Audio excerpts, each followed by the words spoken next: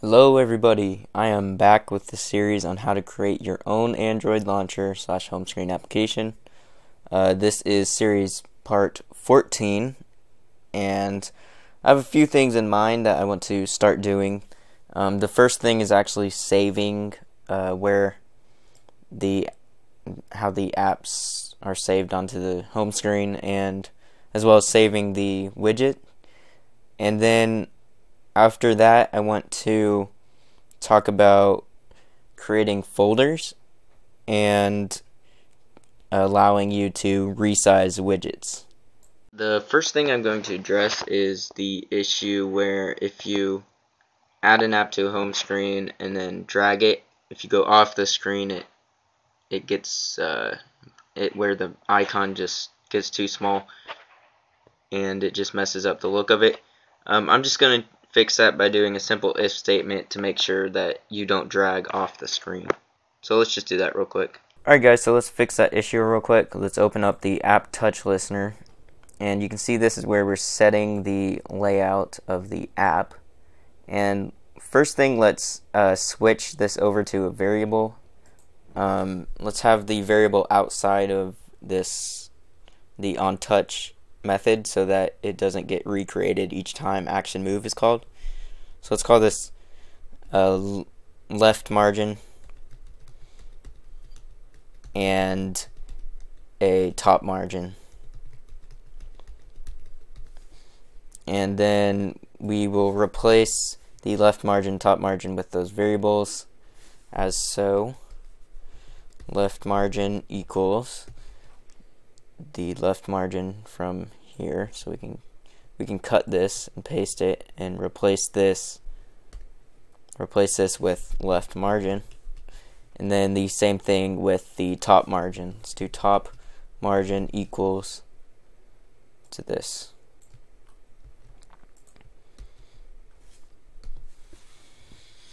Alright, so then we change this over to top margin. Alright, now we need to do an if statement to make sure that it doesn't go off the screen, either on the left, right, top, or bottom. So we'll first start with the left margin, make sure that the icon does not go off the right side of the screen or the left side of the screen. We'll start out with the right side of the screen. So we'll do an if statement. If the left margin, so remember this is the left of where the icon will be placed, and we want to check the right side of that icon, so plus v dot get width. V is the icon, the view of the icon, and we want to check if it's greater than the v dot get root view. The root view is the very root view of the hierarchy. So if it's greater than v dot get root view dot get width. So we're checking if the left margin plus v dot get width. So if the right side of that margin is greater than the width of the screen. And if it is, we want to make it so it doesn't go off the screen. So we want to modify this left margin variable to a v.get root view and v.get width minus the icon width, v.get width. Alright, so that should make sense to y'all. If the right side of the icon is greater than the screen width, then it just makes the icon go back, so it'll just hit up against the edge of the screen. And then we want to do the same thing with the left side of the screen. So let's add another if statement. We're going to have 4 if statements. So if the left margin is less than 0, we don't want it to go off the left side of the screen. So that's an easier statement. Then the left margin is equal to 0. So just hit the edge of the left of the screen. Alright, and now let's mess with the top margin. So if the top margin plus, we'll check if it's going to hit the bottom of the screen first. So the top margin plus the v.get height. So if the top margin, the bottom of the icon hits the bottom of the screen, so if it's greater than v.get root view dot get height, then the top margin will equal to v.get root view dot get height minus a v.get height. Alright, so if the bottom of the icon is hitting up against the bottom of the screen, then it moves it up to hit just the edge of the bottom. And then finally we do the very top of the screen. So if the top margin is less than 0, then the top margin will equal to 0.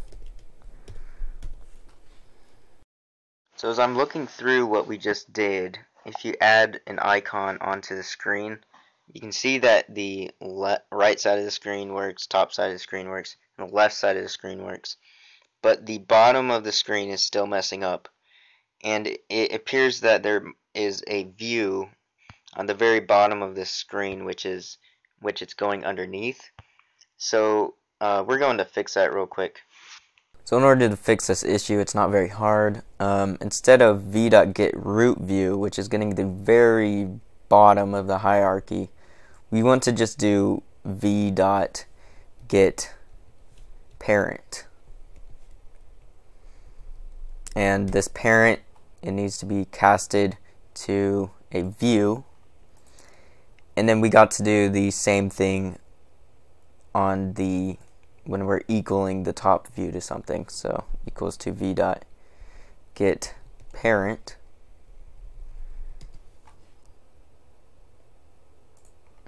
So now it should be working just fine. Now you can see that up against the bottom of the screen it works just fine.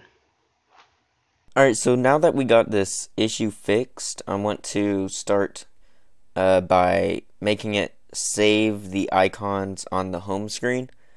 This is going to be done using a serialization method.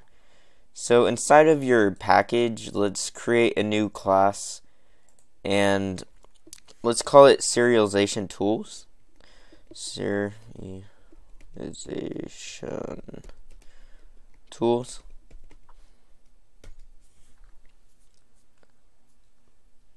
Alright, so now that we got this Serialization Tools class created, I'm going to abandon this for just a little bit because we're going to create another class.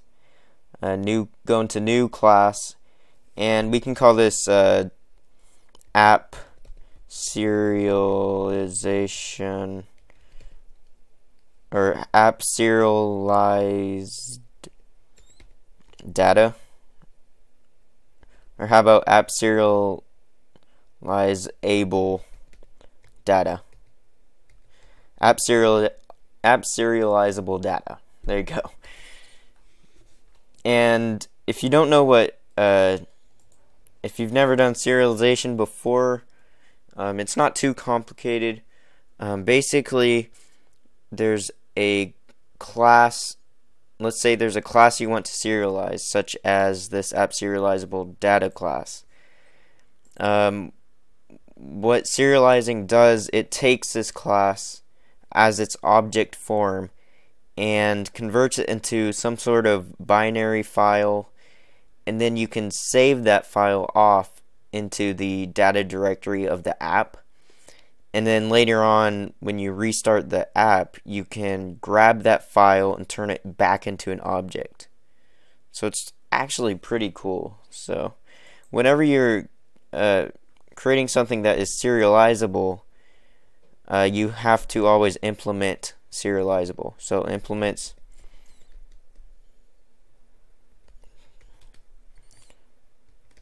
serializable. And then you also have to add an ID. So I usually go into the quick fix in Eclipse and say add generated serial version ID. And it will add this final long of serial version UID. This is just used for identification. You don't have to mess with it. So what we're going to do is in this class we can store the apps and later on widgets in this class. We can store the list of apps that are on the home screen and later on the list of widgets. To store the list of apps, let's just use the list data type, and we can call it apps equals, and then do new array list, and you have to do array list instead of list because you can't really initialize a list the same way. Array list with pack as the type, and I forgot in the start of the list you also have to add the brackets and pack inside as an identification, and then make sure you import list and array list. So now we have a list of apps that's not initialized, and list and the arrays and stuff can be serialized, but our pack class isn't yet serializable because we haven't implemented serializable inside of it. So just go into your pack class and type implements serializable, and then add the generated ID again, or your own ID. And then I want to save all these, make sure there's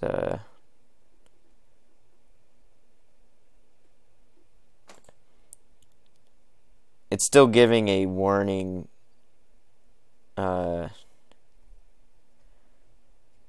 about the UID. I believe that's not really I think that's just an error with Eclipse. It's just not checking correctly. If I do project clean, it should fix that issue.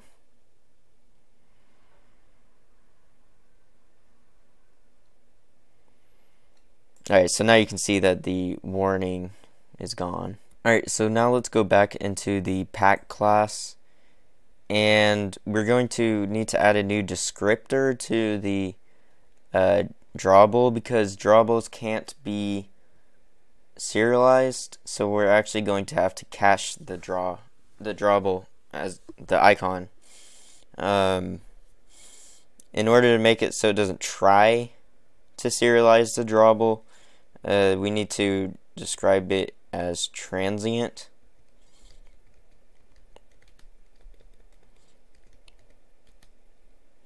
So it's called transient drawable. So transient will just make it so the serialization will just ignore this piece of data. And then we're going to have to add a caching function into here.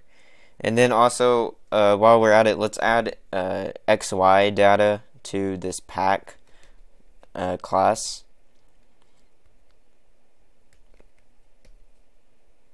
So we can store the location where the app is on the screen. So the way we can do this drawable caching for the icon, we can make a cache method. So public void catch icon, And then we can do another one for deleting the icon. So public void delete